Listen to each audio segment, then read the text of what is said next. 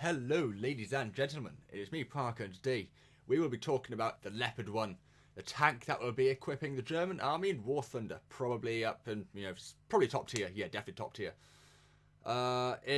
In my guess, it'll probably be battle rating 9. It'll probably bring in a new battle rating for tanks, because at the moment the maximum is a battle rating 8, which up there is the the Jagdtiger and the IS-3. No, or was it IS-3 7.7? I can't remember. And the IS-4 Americans got the M103, and so on and so forth. And the Germans got the mouse, with the King Tiger with the 105 going down to 7 because it's kind of shit. Anyway, also I heard. Anyway, the Leopard 1 is going to be by far one of the best tanks in the game. I'm going to give you many reasons why. Not because of armour, because its armour can't really take anything. You'll be lucky if it survives a 20mm round at the side. So a lot of tanks, they had side sponsons for 20mm. Well, the Leopard 2 is kind of in a big trouble. Anyway, let us begin. Now, before I get into the game, the Leopard 1 is in no way, shape or form designed in the same way as Leopard 2 was designed decades later. Because back in the mid-1950s, it was seen as armour was absolutely useless. Back in when Leopard 2 was made, composite armour was in wide use. And it was twice as hard as steel, twice as good, blah blah, etc. Very good against heat projectiles, very, very good against APDS rounds and the right, fused right, such as the trouble armour, which is, dare I say it, the best composite armour there is as of today. Unless the Russians have got something better. I doubt it, but you never know with all this secrecy going around, which I completely agree with, even though it would be nice to know. Anyway, now the Leopard 2 is designed for crew protection, great firepower and mobility. The Leopard 1 back then was designed for superior speed, incredible firepower, but at the sacrifice of armour to get that level of mobility.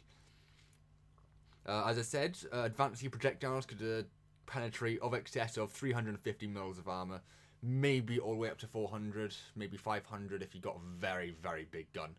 Because heat projectiles, unlike full round piercing projectiles, the larger the bore, the diameter of the shell, the greater the penetration of heat shells. Of course, it's going to be sacrificed in meters per second and all that, in velocity. But if you can penetrate the enemy's armour, no problems asked. The enemy is in quite a bit of trouble.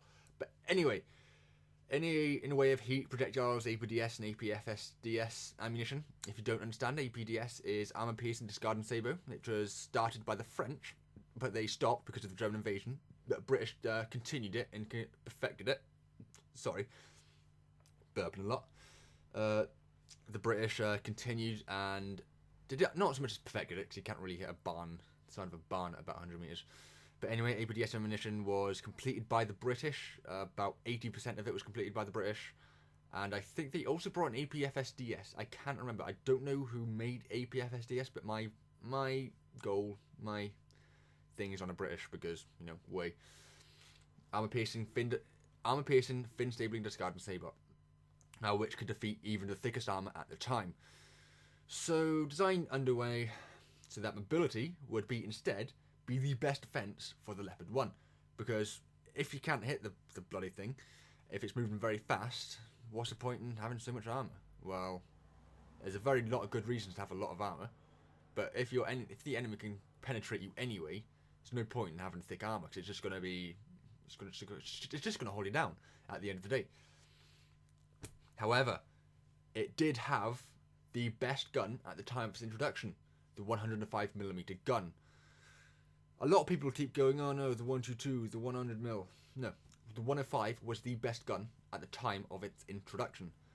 Only the 115mm gun, which came about 10 years later, that was, I'm not going to say superior to the 105mm, because it's not. It's a brilliant gun. And both were brilliant guns, but the 105mm, it just had a high velocity, and it was just in most ways better than 105, as much as I hate to admit it. Because, you know, I love the 105mm, but 115 was a great gun. Anyway, the Leopard 1, it began production. Not production. It began designs in 1956. Despite Germany being the world's #1 enemy only a decade and a half back, its army was re-equipped and reorganised in the face of Soviet threats. In the wake of advanced hollow-shaped shells, it was designed that armour was only secondary, with the main focus on firepower and mobility. It was thought if you moved so quick, the enemy couldn't hit you, you'd be fine, but sometimes it doesn't really work like that. The gun chosen for the vehicle was the British L7 gun, like I said, amazing gun, which at the time could effortlessly deal with Soviet armour at the time, namely being the T-54 and T-55 and the T-10, which, it was a great tank, the T-10. It's just that, you know, it's a heavy tank. It's heavy, it's slow. I'm not going to say slow. It's a great gun. It had the next up 122mm. I can't remember what the gun was. I had like new stabilizers and all that crap. I don't know exactly how good it was, but I'm guessing that the new 122 was a great gun. But yeah, the 105mm could go through a T10 like butter, as far as I'm aware. Anyway, the gun was able to fire at rounds excess of 1,500 meters per second, which was unheard of. Well, I'm not going to say unheard of at the time, but that's really bloody fast. I mean, if something's firing that fast, it's going to hit you in under a second. If you are at 1,000 meters, it's going to bang, hit at 1,000 meters. End of story. And its APDS ammunition and APFSDS ammunition at the time, I believe, would penetrate in excess of 300 and dare I say 390mm of RHA at 2,000 meters. At 100 meters, you are not going to block that round. You have to get that first shot off at the Leopard, because that gun is going to hit you and it's going to kill you. Its armour was anywhere between 12 and 70mm. Correct me if I'm wrong. I'm probably wrong in that. But the hull, I'm not entirely sure how thick it was, but as far as I'm aware, the only thing it could actually stop was 20mm rounds and under. If you were hit at the front by any gun at the time, you would, it's just going to go through. Not entirely sure how thick it was, but it wasn't great. It had to move, otherwise you were dead. Eventually what came out was an incredibly mobile, incredibly fast, and a very hard-hitting tank, potentially being, actually, dare I say, the best main battle tank at the time of its introduction, even better than the Centurion. Centurion, it was an amazing tank, but Centurion was heavy, and it was not particularly fast. Had heavy armour, don't get me wrong, had heavy armour, but like I said, if you're getting penetrated, there's no point. It pretty much equipped all European armies except, like I said, Britain and even France, who used the Centurion and the Chieftain. But in game, no, I can see it actually being one of the best tanks in the game, because you can see how amazing the Hellcat is. That is a great gun. It's very fast and it's got no armor. So the Leopard 1 is going to be a great tank because it has a great gun, has great mobility, and it's got no armor. The 105mm will be a great, incredibly great long-ranged weapon. So if you're facing, for example, a 122mm gun, chances are he's not going to hit you at 2,000 meters, whereas you can kill him at that with no problems at all. And it's going to be a great gun, because especially in open field environments like Kursk, it's going to be great. It's going to be amazing. But I would stick out of the towns and city environments. I don't think it's going to do very well in places like the Poland area inside. You're going to have to go around, because if you're in a city, the only way you're going to face is forward or left and right if you're on side streets, or backwards. And if the enemy's up that close, they're going to hit you. You are going to have to get the first round off. But if you're at a very large distance, like 2,000 meters, 1,000 meters even, you are going to get that round off, and you are going to hit that person. Russian tanks especially are going to be pretty bad when it comes to facing long-range combat, because 122mm gun although it had a decent velocity, it was a heavy shell, so it would, it had a very bad trajectory. It was incredibly accurate, don't get me wrong. There are tests, and it was actually even more accurate than the KWK-43, the long 88 on the Tiger II. But other than that, it's going to be a great tank. Battle rating 9, I reckon it's going to be. And also, there's another thing that I need to tell you. This tank was introduced in 1965. So, that basically means that the 1953 drop-off point is completely off. It's probably going to go up to like 1968 or something now. I'm not entirely sure. If you can hear me breathing pretty deeply, that's my fault. Anyway.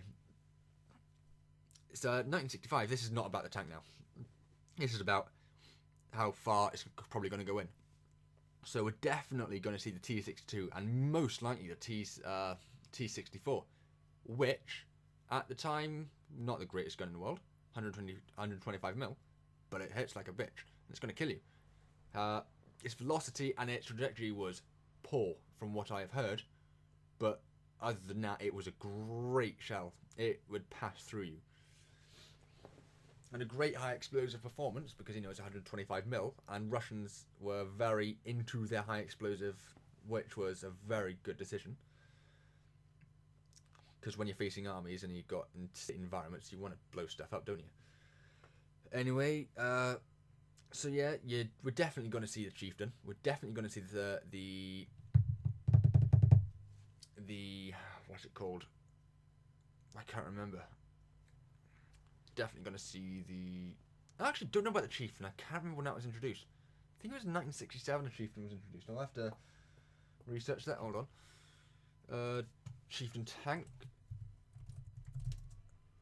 Sorry if you can... sorry about this. Chieftain tank. It was introduced in 1966. It's only 1 year after the Leopard 2.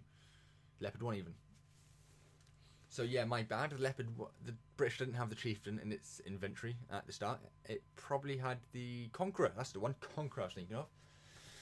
Had the Centurion and Conqueror. But Chieftain, I reckon that will be put in as well. Because, why not?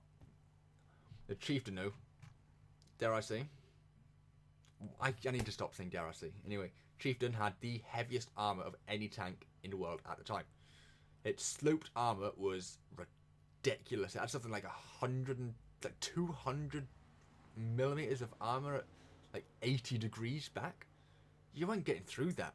Its turret was also ridiculously sloped. It had a L11 120mm gun. So, Chieftain, I hope, is going to get in. I need to do a video actually about this. It'll probably be on for about 10 minutes. This has been going on for what, 15 now? No, about 30 minutes.